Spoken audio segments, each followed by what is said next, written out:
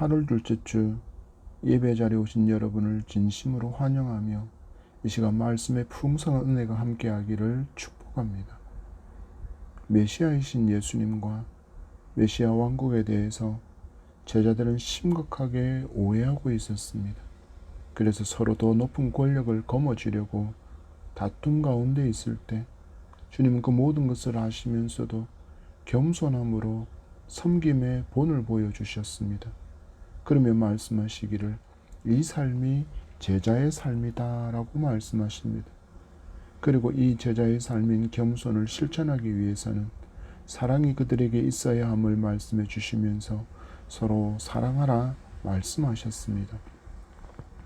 성도가 누구입니까? 성도는 예수님을 구주로 삶의 주인으로 믿고 따르는 사람입니다. 그렇다면 우리의 삶에 서로를 더 높이고 자기를 낮추는 겸손은 당연한 삶의 모습일 것이며, 또한 서로 사랑함 또한 너무나도 당연한 모습인 것을 우리가 알고 이 말씀에 즐거이 순종하며 살아가게 될 때 우리가 바로 예수 그리스도의 제자임을 드러내며 살아갈 수 있게 됩니다.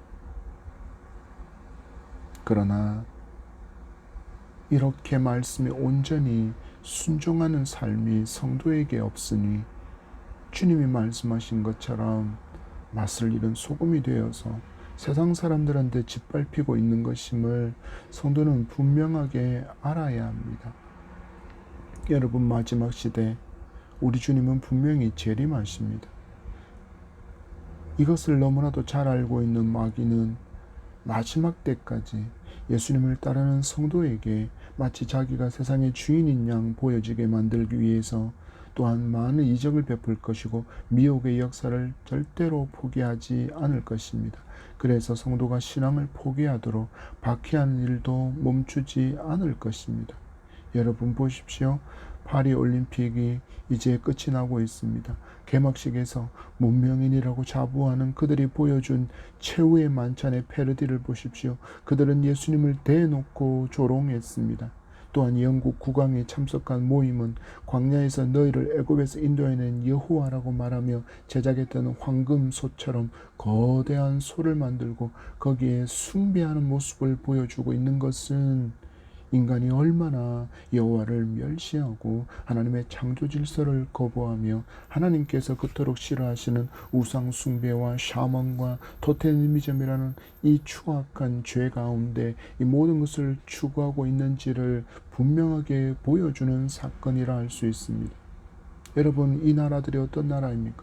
프랑스와 영국이 어떤 나라입니까? 기독교를 먼저 받아들였고 오랜 시간 동안 기독교 신앙을 지켜왔던 그들입니다. 그러나 그들이 여호와 신앙을 버렸기에 기독교의 선한 영향력은 온데간데 없어지고 마귀의 영향력만이 가득 찬 나라를 그들 스스로 만들어가고 있는 모습을 그들 스스로 보여주고 있는 것입니다.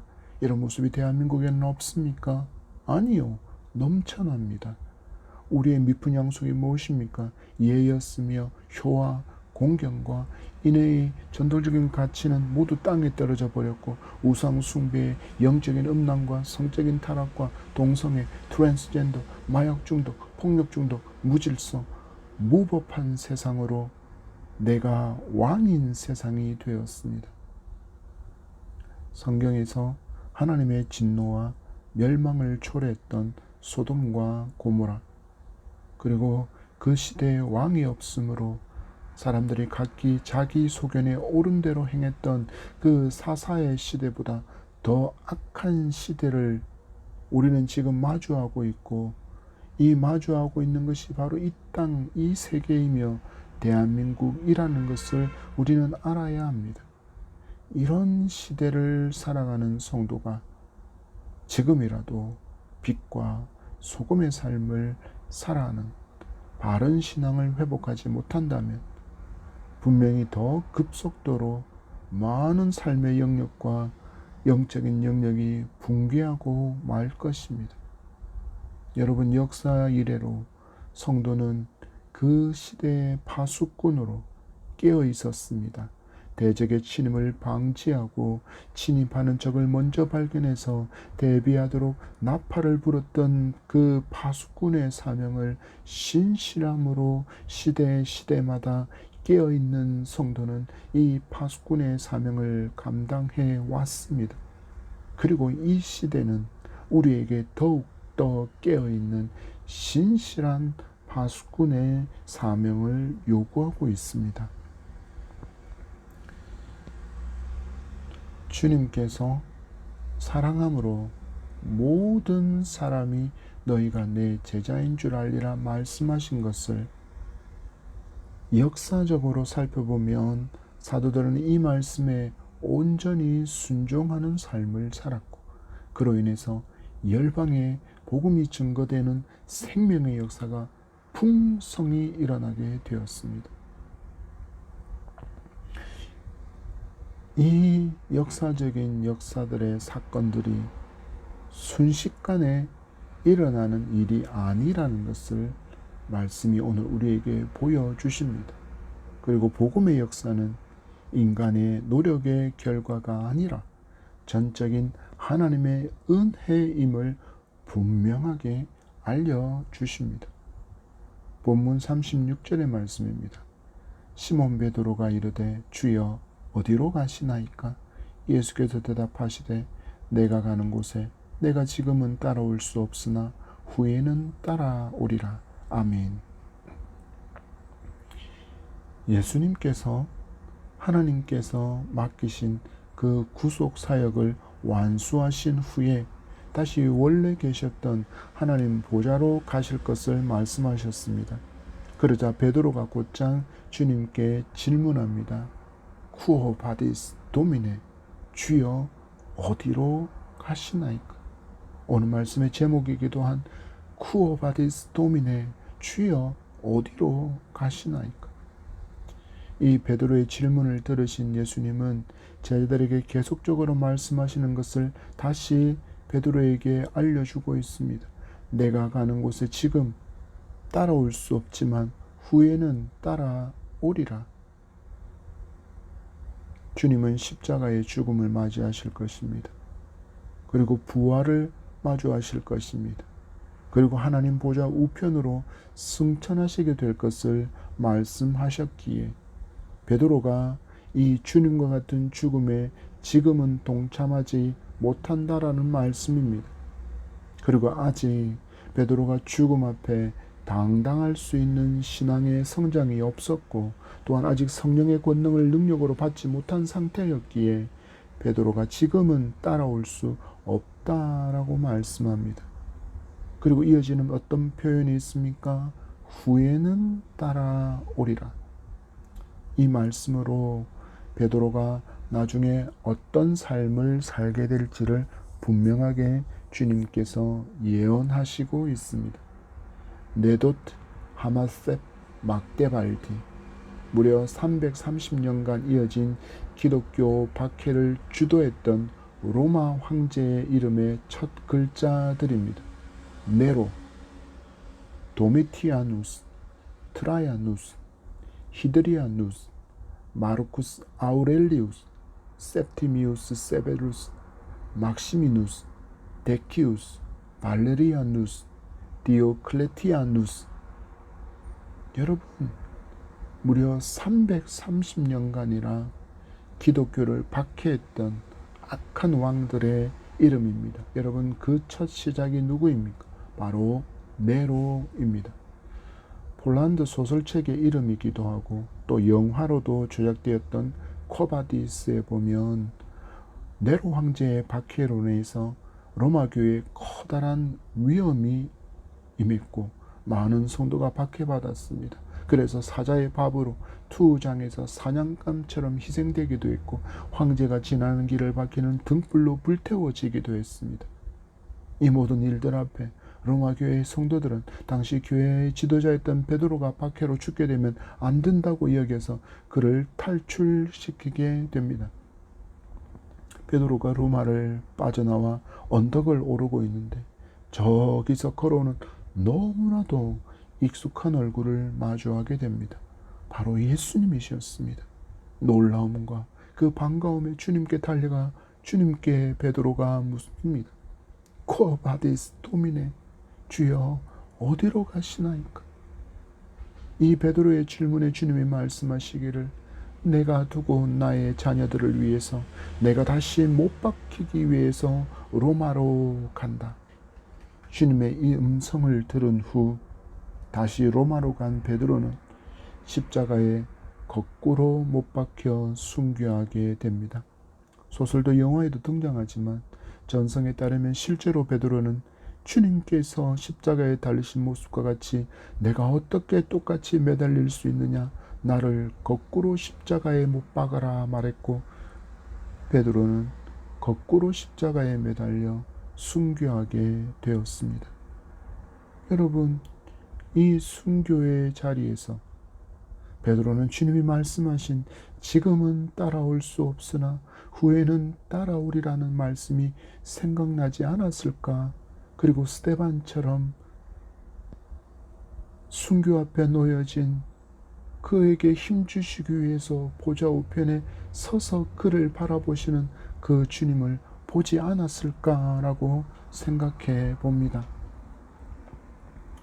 여러분, 성도이건 그리고 세상 사람이든지 삶에서 기대하는 바가 분명히 있고 그 기대하는 바를 이루기 위해서 계획도 아주 철저하게 세웁니다.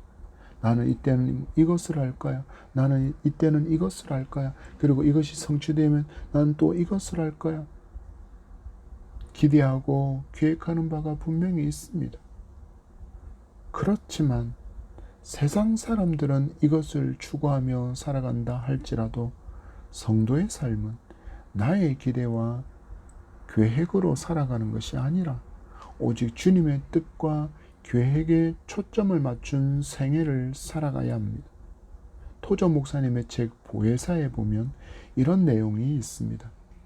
예수 그리스도의 십자가는 언제나 우리 계획을 바꾸어 놓는다는 것을 명심하라. 예수 그리스도의 십자가는 성도에게 혁명적인 변화를 요구한다. 그럼에도 많은 사람이 자기의 삶을 위해 자기 마음대로 계획을 세운 다음 오 주여, 주님을 섬기는 것이 좋습니다. 주여, 우리는 주님을 사랑합니다. 우리는 주님이 우리의 계획을 인정해 주시고 지지해 주시기를 원합니다 라고 기도하지만 자신의 욕심으로 그 세운 계획을 바꿀 생각은 조금도 하지 않는다라고 책에서 예수 믿는 사람의 삶의 변화를 말하고 있습니다.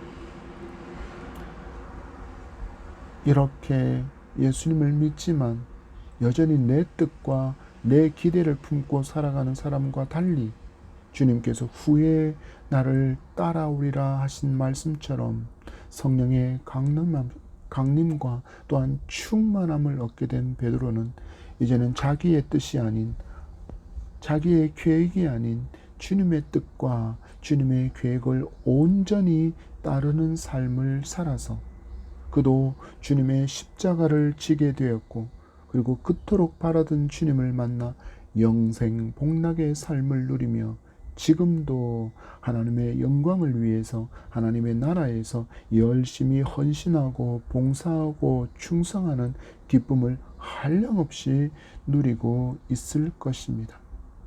그러나 주님 말씀처럼 이것은 나중의 일입니다. 그렇다면 지금의 베드로는 어떻습니까? 지금의 베드로는 무식하면 용감하다라는 것처럼 주님이 말씀하신 참된 의미도 제대로 이해하지 못한 채 자기의 의를 드러내며 확신에 찬 항변을 이어갑니다. 그 말씀이 37절입니다. 시작. 베드로가 이르되 주여 내가 지금은 어찌하여 따라갈 수 없나이까? 주를 위하여 내 목숨을 버리겠나이다. 아멘. 여러분, 베드로의 대답 속에는 주님께서 자기를 과소평가하고 있다고 발끈하는 듯한 뉘앙스가 담겨져 있습니다. 여러분, 베드로가 누구입니까? 예수님의 수제자입니다. 그는 생각했을 것입니다. 아니, 주님, 제가 주님의 수제자인데 어떻게 주님을 따라갈 수 없다라고 말씀하십니까? 저는 주를 위해서 목숨도 버릴 수 있습니다. 라고 그렇게 발끈하고 있다라는 것입니다. 이 37절의 말씀에는 세 가지의 베드로의 자랑이 내포되어 있다고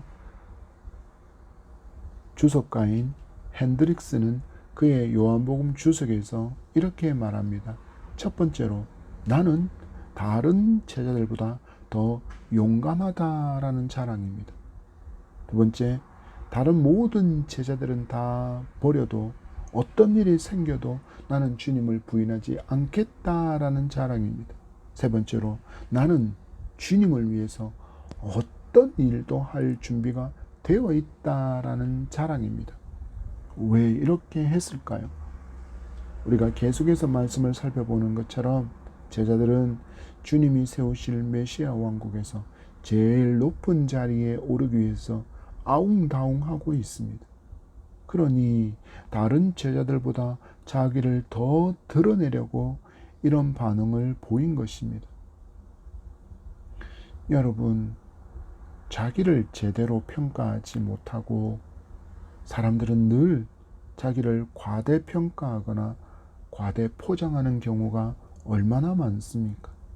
그래서 조금이라도 자기를 무시하는 듯한 말을 들으면 대부분 발끈해서는 절대로 죽어도라는 극단적인 단어를 사용하면서 자기를 포장하고 자기를 평가하려고 합니다. 여러분, 성도는 이런 모습이 교만의 모습이며 거짓의 모습이라는 것을 알고 조심해야 합니다. 여러분, 생각해 보십시오.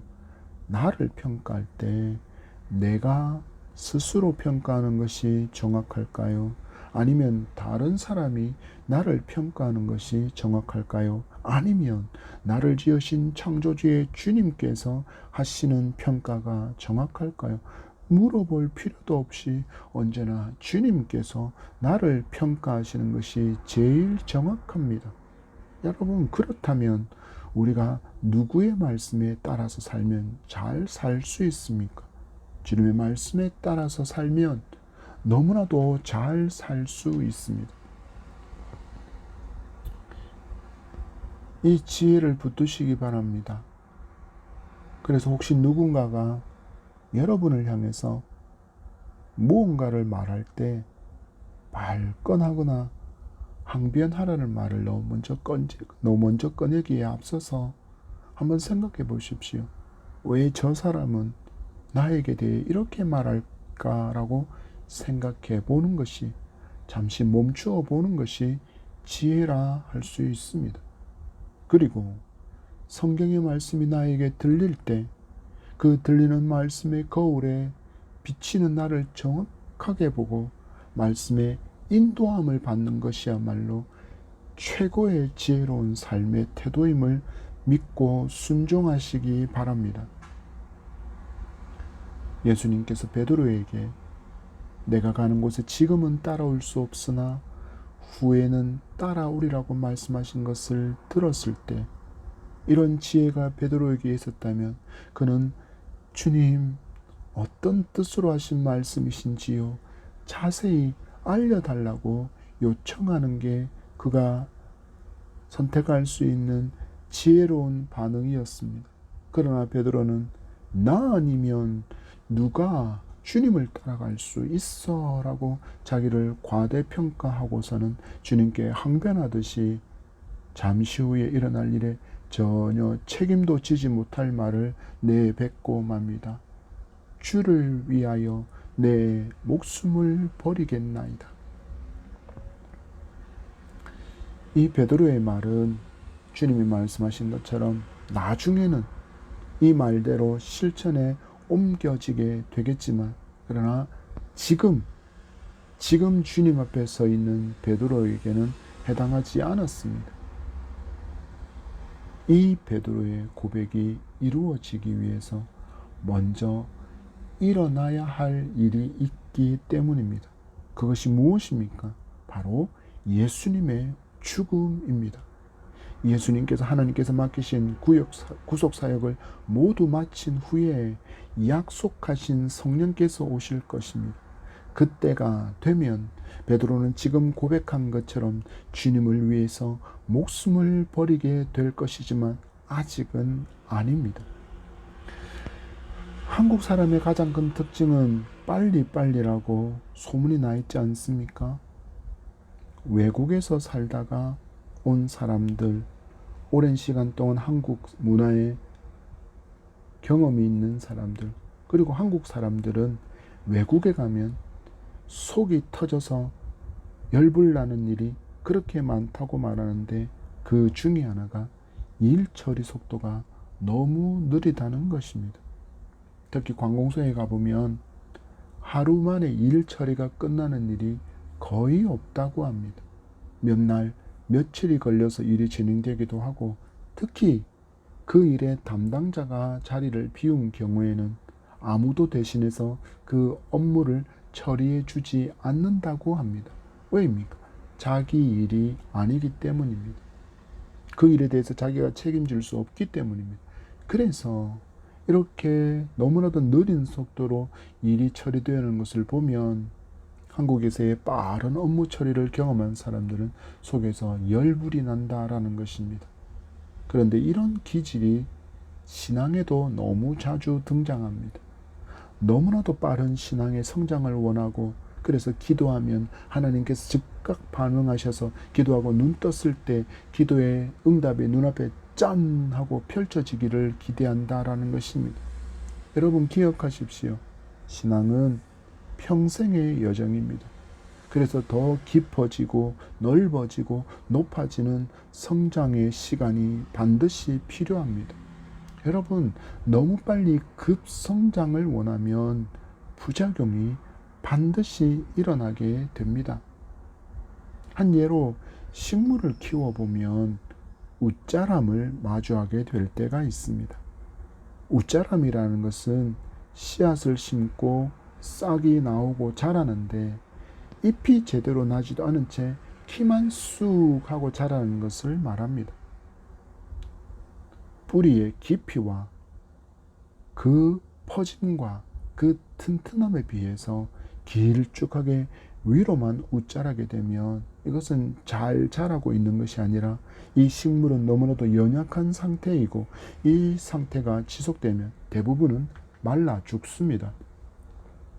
많은 식물학자는 이 웃자람의 원인에 대해서 4가지 정도로 말합니다. 일조량의 부족. 그래서 태양을 많이 못 받아서 태양을 많이 받고 싶어서 그렇게 목 빼는 듯이 그렇게 웃자라게 된다라는 것입니다. 그리고 화분이 너무나도 고온 다습한 환경에 노출될 때 웃자람이 일어난다라고 이야기합니다. 그리고 식물을 너무나도 촘촘하게 심어도 웃자람이 일어납니다. 그리고 영양제를 듬뿍 주면 잘 자랄 것이라 여겨서 비료를 너무 많이 줄 때도 웃자람이 일어나게 된다라는 것입니다. 여러분, 신앙에도 이런 웃자람을 보이는 사람들이 있습니다.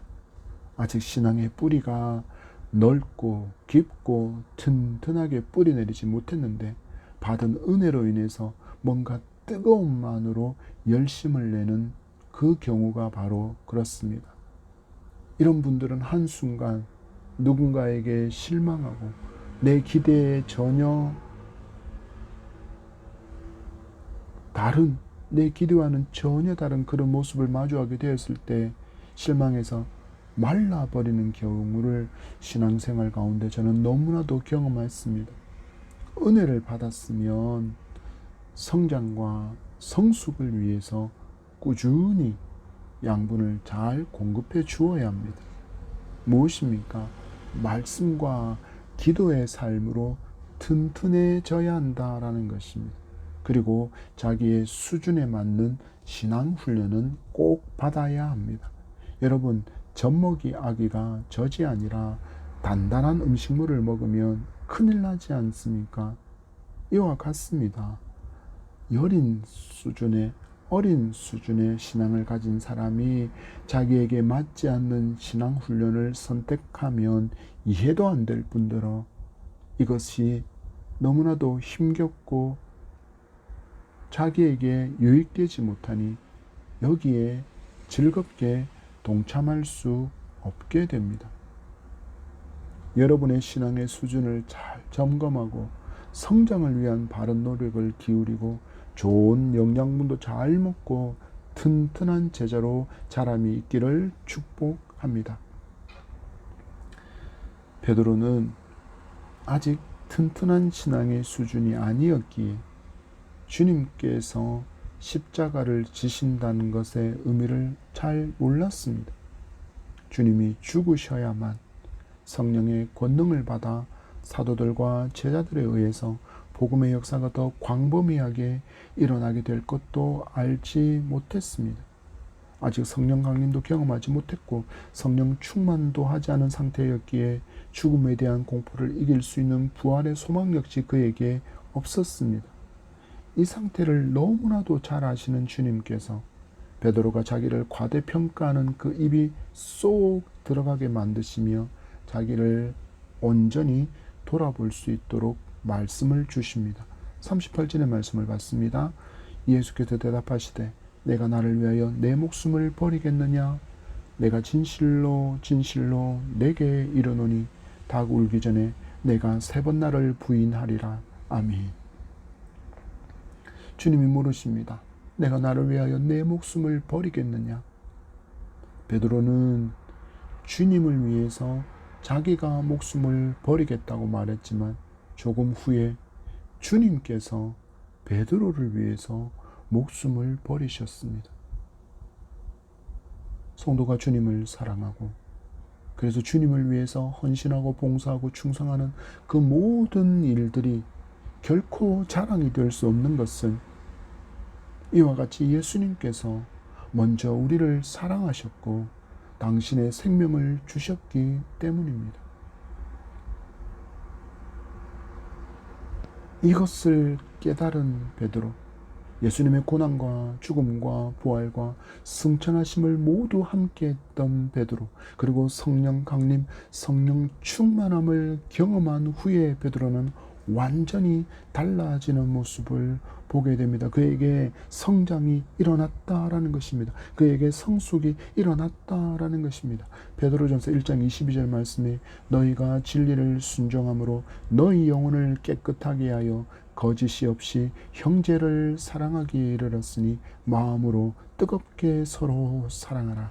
아멘. 보십시오, 여러분. 주님의 그 사랑을 깊이 깨닫게 되었고 또한 말씀하신 서로 사랑함을 실천하게 된 이 베드로가 이 사랑을 믿음의 형제들에게 가르치고 있는 모습을 보고 있습니다. 여러분, 또한 베드로전서 2장 21절 말씀도 있습니다. 이를 위하여 너희가 부르심을 받았으니 그리스도도 너희를 위하여 고난을 받으사 너희에게 본을 끼쳐 그 자취를 따라오게 하려 하셨느니라. 아멘. 베드로는 주님의 겸손을 깊이 깨닫게 되었습니다. 또한 그는 삶 가운데 겸손히 낮아지는 순종의 삶을 실천했습니다. 섬기는 삶을 실천했습니다. 그리고 또 성도들에게 이 삶을 가르치고 있습니다. 사도행전 2장 33절의 말씀을 받습니다. 하나님이 오른손으로 예수를 높이심에 그가 약속하신 성령을 아버지께 받아서 너희가 보고 듣는 이것을 부어주셨느니라. 아멘. 성령의 강림, 성령의 충만함으로 베드로는 담대하게 복음을 전했고 이 복음을 듣고 그 날에만 3,000명이 예수님을 구주로 믿게 되었습니다. 주님께서 보여주신 사랑은 우리가 갚을 수 있는 그런 수준의 사랑이 아닙니다. 나를 지으신 하나님, 온 우주의 창조주께서 피조물인 그리고 더군다나 죄인이며 원수인 나를 위해서 죽으신 것입니다. 여러분, 우리가 무엇을 해야 이 주님의 사랑을 갚을 수 있고 또 얼마나 많이 드려야 그 사랑에 보답할 수 있겠습니까? 없습니다, 여러분. 전혀 그럴 수 없습니다. 우리는 단지 이 사랑을, 주님께서 베푸신 이 은혜를 기억하며 감사의 삶을 살고 삶 가운데 하나님 그 이름의 영광에 합당한 영광을 돌리는 제자의 삶을 살아갈 뿐입니다. 자랑할 것이 있습니까? 전혀 없습니다. 큰 소리로 자기를 드러내며 외칠 수 있는 사람은 전혀 없습니다. 우리는 그저 그 이름 앞에 무릎 꿇고 감사하며 경배하며 찬양할 뿐입니다. 이런 신앙을 가진 성도가, 이런 신앙을 고백하며 살아내는 성도가 모인 교회에서 서로를 섬기는 낮아진 겸손과 사랑의 실천은 너무나도 자연스러운 것이고, 또한 성령으로 충만하여 흘려보내는 선한 영향력이 점점점 더 넓혀지게 될 것을 믿으시기 바랍니다. 이어지는 말씀을 통해서 주님은 당신이 하나님의 선지자이심을 분명히 알려주고 있습니다. 내가 닭 울기 전에 3번 나를 부인하리라. 여러분 보십시오. 예수님은 아주 분명하게 베드로가 부인할 시간을 알려주십니다. 이 일이 반드시 일어나게 될 것을 말씀하시며 예수님이 하나님의 선지자이심을 알려주십니다. 그리고 나중에 이 일을 베드로가 마주했을 때 베드로는 이것이 어떤 의미였는지를 분명하게, 너무나도 분명하게 깨닫게 되었을 것입니다. 여러분, 우리는 하나님이 주신 성경을 통해서 과거에 일어난 일들을 알 수 있습니다. 그리고 말씀하신 그것들이 성취되어는 것을 우리가 말씀을 통해서 보게 될 때 성경이 하나님의 말씀인 것을 인정하지 않을 수가 없습니다. 왜 그렇습니까? 말씀하신 그대로 성취되어지는 것을 발견하기 때문입니다. 그래서 이것을 믿기에 미래에 대해서 예언하신 말씀도 반드시 이루어질 것이라고 믿게 되는 것입니다. 주님이 말씀하신 대로 베드로는 닭 울기 전에, 특히 마지막에는 주님을 저주하면서까지 부인하게 됩니다. 또한 주님께서 지금 베드로에게 닭 울기 전에 3번 나를 부인하리라고 말씀하시므로 나중에 베드로가 실제적으로 이 부인의 자리에 서게 된 후에 이 말씀은 그를 회개하도록 만드는 분명한 동기가 되었습니다. 여러분, 우리가 이 짧은 한 구절의 말씀이 진실로 주님의 음성인 것을 믿게 된다면 우리는 예수님께서 하나님이신 것을, 예수님께서 하나님께서 보내신 메시아임을 믿을 수 있게 되고, 또한 예수님께서 왕으로, 선지자로, 제사장으로서의 사역을 이 땅에서 몸소 감당하신, 성경이 말씀하는 기름 부음을 받은 분이라는 것 또한 분명하게 알 수 있습니다. 나아가 예수님께서 요한복음 14장 6절에서 당신을 말씀하실 때 내가 길이고 진리고 생명이다 말씀하신 그 진리라는 말씀이 참인 것을 믿을 수 있고, 이 믿음은 확장되어서 성경이 모두 하나님의 말씀인 것을 분명하게 믿을 수 있게 됩니다. 성도는 기적적인 일이나 병고침과 같은 신유의 역사만을 믿는 것이 아니라 그 모든 일을 가능케 하시는 전능의 하나님을 믿고, 나를 구원하신 예수 그리스도를 믿고, 여전히 나와 함께 하시며 나를 도우시는 보혜사 성령을 믿는 사람이어야 합니다. 이 믿음을 위해서 성도의 시선은 늘 표대이신 주님께 맞춰져 있어야 합니다. 마치 레이더가 운항 중인 비행체와 미사일을 계속 추적하기 위해서 방향을 신호가 잡히는 곳으로 움직이는 것처럼 성도도 늘 어디에 있든지 주님께 모든 초점을 맞추고 살 때 성도는 정결하고 거룩한 삶, 이 땅에서의 빛과 소금의 삶을 살아갈 수 있습니다. 베드로는 저주까지 하면서 주님을 부인한 그때 닭 울음소리를 듣게 되었습니다. 그리고 예수님께서 하신 이 말씀이 기억나서 대성통곡하고 회개합니다. 여러분, 우리에게 하나님의 말씀이 없으면 우리는 죄인 줄도 모르고 살아갑니다. 여러분, 이 시대를 보십시오. 하나님을 버리고 하나님의 말씀도 모르니 하나님의 창조 질서를 거부하며 마치 짐승처럼 마귀처럼 살아가고 있지 않습니까? 하나님의 말씀이 내게 있음이 얼마나 큰 축복인지를 분명히 알고 굳게 믿으시기 바랍니다. 닭 울기 전에 내가 3번 나를 부인하리라. 여러분, 우리는 한 주간의 삶 동안에 주님을 부인하며 살지는 않았습니까? 적극적으로 입술로 주님을 모른다고 말하지 않았다라고 할지라도 소극적으로 마치 주님을 모르는 사람처럼 살고 주님을 드러내지도 않는 삶을 살지 않았느냐라는 것입니다. 말씀을 전혀 모르는 사람처럼 하나님께서 금하신 일들을 행하며 살았다면 주님 말씀이 우리에게 요구하십니다. 말씀을 주심으로 죄를 깨닫고 회개하라, 회개하라, 회개하라. 이 말씀을 통해서 주님께서 우리에게 살 길을 주십니다. 이 말씀을 통해서 주님께서 우리에게 다시 일어날 기회를 주십니다. 이 말씀을 통해서 주님께서 다시 주님을 위해서 일할 수 있는 기회를 주시고 있는 것입니다. 이것은 예수님께서 베드로를 사랑하신 증거이고 이것은 이 말씀은 예수님께서 저와 여러분을 사랑하신다는 증거입니다. 주님을 사랑하십니까? 그렇다면 말씀을 더 가까이 하십시오. 그리고 주님께서 기뻐하시는 것이 무엇인지를 분명하게 알고 그것에 순종함으로 성령의 열매가 저와 여러분의 삶에 풍성하여 선한 영향력을 드러내며 세상의 빛으로, 세상의 소금으로 살아가는 저와 여러분이기를 축복합니다. 더 겸손히 낮아져서 겸손함으로 섬기고 원수도 사랑할 수 있는 서로 사랑함을 실천함으로 여러분이 예수님의 제자임을 밝히 드러내며 살아갈 수 있게 되기를 축복합니다.